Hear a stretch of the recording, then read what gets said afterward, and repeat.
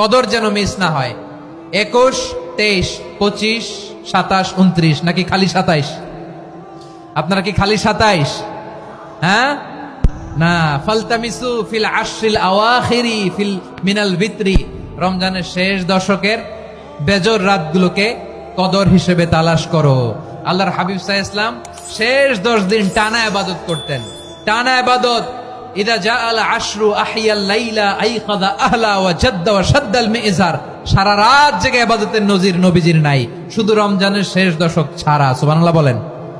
নিজেও ঘুমাতেন না, ফাতেমা রাদিয়াল্লাহু তাআলা আনহু, আলী রাদিয়াল্লাহু তাআলা আনহু কাউকে ঘুমাতে দিতেন না, সবাইকে জাগিয়ে তুলতেন। আমরা সারা রাত জেগে ইবাদত করব, রাজি আছেন তো?